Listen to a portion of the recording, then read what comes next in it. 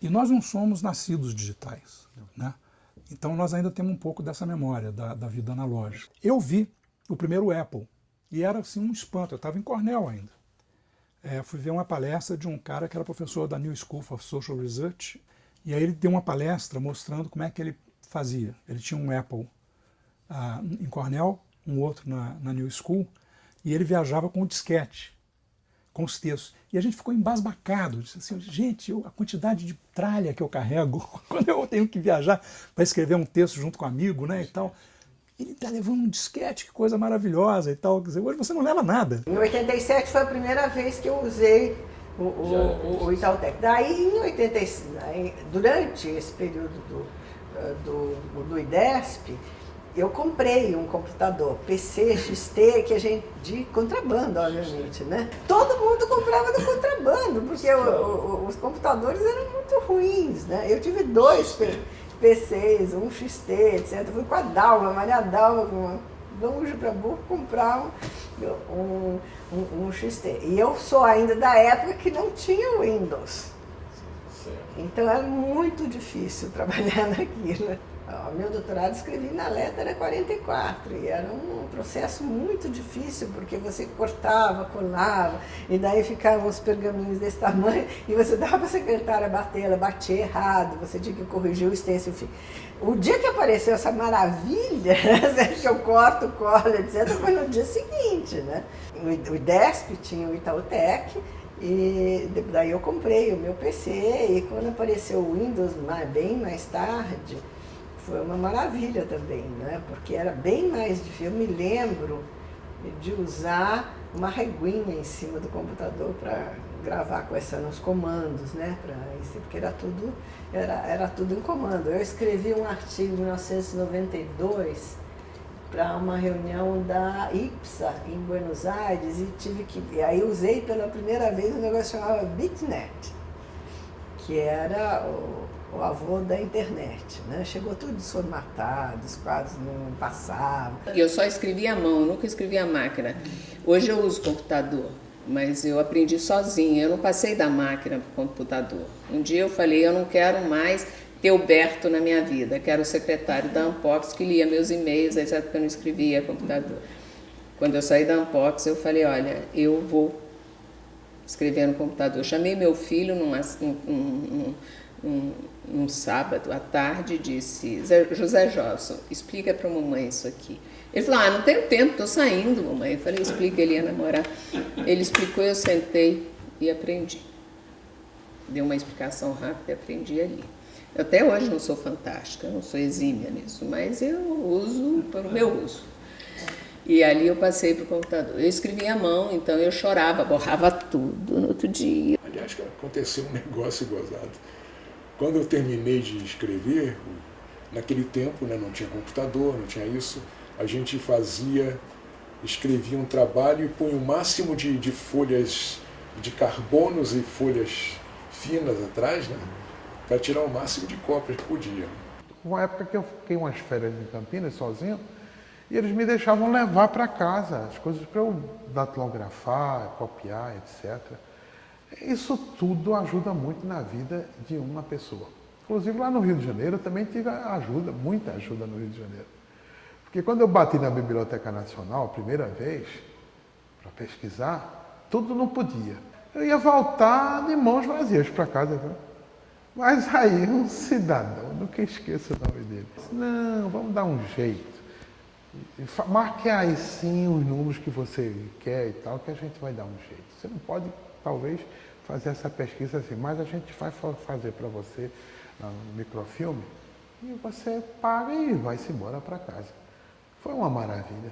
Ah, pensou? Levar para minha casa os microfilmes dos jornais que eu queria, dos números que eu precisava, etc. Valia a pena, porque senão você não pesquisava nada.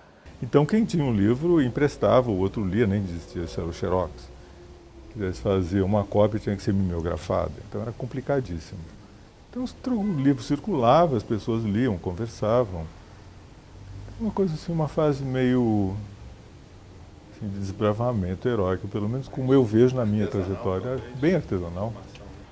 E na RBA de 1980, que ocorreu no Rio, eu participei exatamente de um grupo de trabalho coordenado por Gilberto, e ao sair eu entreguei para ele uma cópia, um exemplar da minha, tinha falado exatamente sobre, não é, o que eu tinha produzido como dissertação, e ao sair eu entreguei para ele uma cópia da minha dissertação. E o que é interessante é que eu, enfim, não sabia a consequência daquilo, né? E o que é interessante é que anos depois, quando eu conheci Luiz Fernando Dias Duarte, nós vínhamos de Caxambu, saímos de uma POX e começamos a conversar. Ele disse: eu li sua dissertação.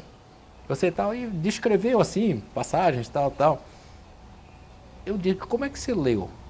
Né? Ele disse: estava no museu, estava lá na biblioteca do museu. Gilberto seguramente deve ter colocado lá, porque foi a única, não é, que saiu da Bahia. Porque naquela época, o que era interessante, nós fazíamos uma coisa que estava começando, não é? E ter mestrado era muito importante, ainda era muito importante. E nós fazíamos 30 exemplares, mais exemplares, e distribuíamos com os amigos, né? Só circulava dessa maneira. O PDF é muito recente, né? Então só circulava dessa maneira. Então a gente fazia algumas cópias, e, enfim, com os amigos. Eu acabei passando uma para Gilberto, que acabou na biblioteca do Museu Nacional, lida por Luiz Fernando Dias Duarte. Eu digo: puxa, você foi o meu único leitor, provavelmente, né? Então, quando eu me decidi a fazer o doutorado, eu disse: eu quero estudar com esse cara. Né? E eu fui para o Conselho Britânico, que na época tinha um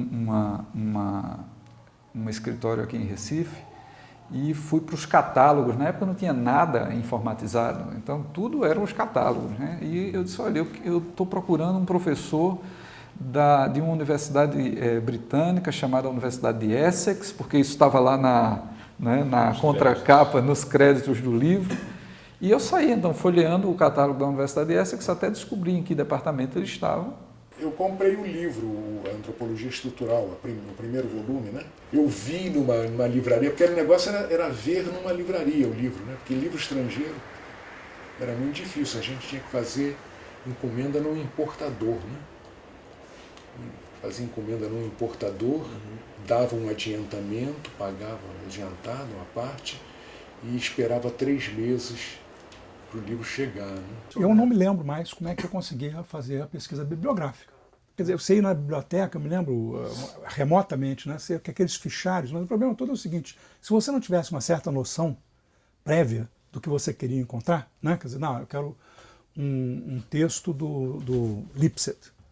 Aí você vai na biblioteca e naquelas fichinhas lá e procura em Lipset e tal e vê se você encontra, né? Ou então você vai para as estantes, eu fazia muito browsing nas estantes, ficava olhando o que eu não li. Eu ia para a biblioteca de Notre Dame, fazia a mesma coisa que eu fazia na de Cornell. Chegava lá nas estantes de filosofia e ia passando assim, ó, vendo o que eu ainda não tinha lido, o que eu não conhecia, nunca tinha ouvido falar, e de vez em quando eu me informava assim, dizia: não, isso aqui não me interessa. Gente, era impossível, porque hoje você faz uma pesquisa bibliográfica com a maior facilidade, você consegue tudo onde você quer, rapidinho. Se você não consegue o livro digital, rapidamente você consegue uma cópia do livro e tal. Eu acho que isso aí muda também a maneira pela qual você lida com a literatura. Né? Quer dizer, você hoje tem uma quantidade muito maior de consultas, provavelmente mais superficiais, do que as leituras muito mais profundas que a gente fazia no mundo analógico. Né? Você tinha uma bibliografia mais concisa, e você ficava naqueles livros ali, dedicado, debruçado sobre ele. Então eu tive a ideia de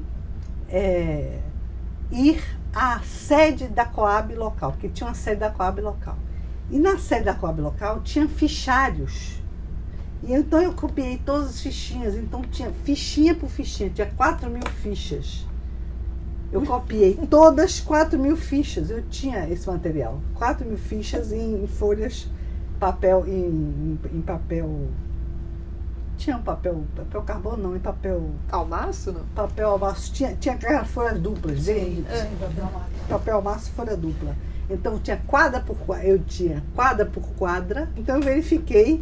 Entendeu? Foi assim que eu verifiquei. Depois que eu somei tudo isso, foi já da Inglaterra, que eu aproveitei para botar tudo isso no computador que era um computador antigo, daquela época que era enorme, Era várias salas, entendeu? E pela primeira vez a gente estava usando o computador para fazer os trabalhos que a gente precisava de organização dos dados, o computador da universidade. O que era o computador da universidade? É hoje onde, não sei se você conhece bem a universidade lá, onde está a engenharia, o prédio da engenharia era uma sala, tamanho todo esse andar aqui, com um computador que ocupava tudo aquilo. E a gente só podia tinha hora para ocupar o computador das 10 horas da noite até as 6 da manhã, eu acho. Então a gente passava a noite lá processando os dados da pesquisa. Foi uma experiência bem interessante, de qualquer maneira. Naquela época ainda também a questão da computação era bem mais primária, e ele deixou que eu fizesse todas as cópias da minha tese. Eu fiquei um período ali fazendo dentro da Maison Delhomme, né, que tinha todo um equipamento lá, que hoje seria super tradicional para fazer cópias, né? Eu passei uma semana fazendo as cópias da minha tese. Interessante que na época não tinha nem as bases de dados, estavam prontas, estava tudo em papel. Olha só como é que as coisas são aqui no Brasil. Eles tinham 15, né, quase 20 anos de dados que estavam em papel, que antigamente estavam em fitas. Alguém um dia resolveu apagar as fitas porque estava ocupando muito espaço. Aí apagaram as fitas, mas aí acho que é um outro, né?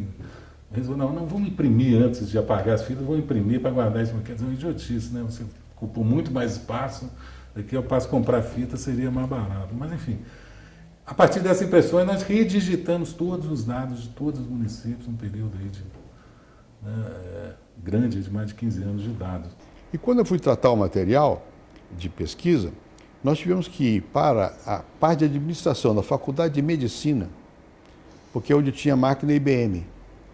E você tinha que perfurar, a gente mesmo, os cartões IBM, e botava na separadora, que lia, então você anotava, tal pilha, 233, anotava à mão. Era muito complicado, era muito precário. E antes tinha um outro método, acho que era MacB, como se fosse um crochê, de fazer crochê, balançava assim, caíam as fichas. Era isso, né? A gente tinha que improvisar muita coisa. Para as pessoas entenderem as condições atuais de trabalho comparadas com aquelas, né? Eu queria dados eleitorais do estado de Minas Gerais. Minas tinha naquela época 755 municípios. Como é que eu obtive esses dados eleitorais? Alguns estavam publicados em boletins, outros estavam ainda em forma bruta, né, em matéria-prima, nada, evidentemente, em computador. Eu pude trabalhar com esses dados porque a minha mãe, entende, com folha de papel ao maço, assim, deste tamanho, traçava linhas com a régua e lápis e copiava no Tribunal Eleitoral aquela maçaroca incrível e me mandava. Foi assim que eu obtive esses dados para trabalhar. E isso nos anos 60, né? Na eleição de 74, ainda foi assim. Nós fizemos isso em 74. São Paulo tinha 181 distritos. 181 multiplicado por partido tal, é uma matriz gigantesca. Nós varávamos a madrugada, sabe, várias pessoas, um grupinho lá, no Tribunal Eleitoral, com papel maço, copiando aquilo, para depois checar tudo na maquininha de somar, para fazer as contas e para fazer aqueles estudos, né?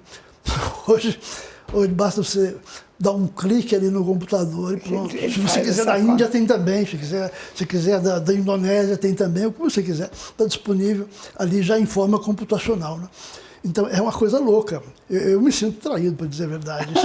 Isso foi uma sujeira que o destino me aprontou. 86 foi uma eleição em que a apuração não estava totalmente eletrônica e os boletins, os resultados ficaram em papel. Eu fui para a biblioteca do TSE, em Brasília, uma garagem para os fundos, elas foram me dando umas caixas, eu fui completando, com um álbum de figurinha, né, os resultados das eleições de 86, que ninguém tinha, completando estado a estado, e os dados, é engraçado, porque alguns dados não tinham resultado separado, só vinha coligação Brasil Unido, 3 partidos, mas aí eu pegava os votos nominais, fiz algumas projeções pequenas, e completei os resultados das eleições de 86. Então, se alguém quiser saber o resultado para a eleição de deputado federal no Brasil de 86, a única fonte virou o livro. E agora, para mais atuais, é mais fácil, né? Porque agora está tudo online. E aí eu lembro, assim, o levantamento era todo manual, a gente ia, xerocava o Diário do Congresso Nacional, levava lá para o SEBRAP, transcrevia a lista de deputados, né? Punha voto por voto, né? Um por um. Então tinha a Sandra Gomes, que até hoje está na área, né? Que foi a minha primeira estagiária a trabalhar com isso. Ela ia lá na Assembleia Legislativa aqui de São Paulo, xerocava, né? Ia girando as pá, achava a votação nominal, fazia na unha, né? Pá. Aí a gente, quando viu que tem partido aqui, tem que coletar tudo de novo. Tanto que o nosso sistema, né, o banco de dados que a gente criou na mão, né, em 93, 94, hoje ele está todo online, está sendo alimentado por robôs e os cambal, e a gente tem um negócio na nuvem, a gente tem virou uma indústria, mas virou não é mais fácil nem mais difícil, é diferente. Tem um lado, é menos fisicamente demandante, mas de outro lado o rigor e o detalhe é muito igual. O que me chamou mais atenção era o esforço que nós fizemos para criar um boletim na associação. Inacreditável como isso mudou. Hoje em dia isso é coisa assim, é uma questão jurássica, realmente. A comunicação era por telefone. Quando uma decisão do conselho era tomada por telefone. E as informações circulavam ou muito depressa, porque corriam pelas redes interpessoais e por telefone, né, ou pessoalmente, ou elas demoravam muito para chegar nas várias regiões do país. Nós conseguimos, eu acho que, publicar 4 números de boletim semestrais. Eles eram mimeografados na PUC, é um inferno. Quer dizer, gastava-se uma energia enorme se conseguia um resultado pífio, né? E a circulação dessas publicações era caríssima, porque era pelo correio. Eram questões assim tão primárias de organização que se colocavam naquela época, e quando você vê o 29ª Reunião Brasileira de Antropologia e a organização de uma reunião, 4.000 pessoas, você pensa, é possível, isso aconteceu 3 séculos atrás, né? Não, foi menos de 3 décadas.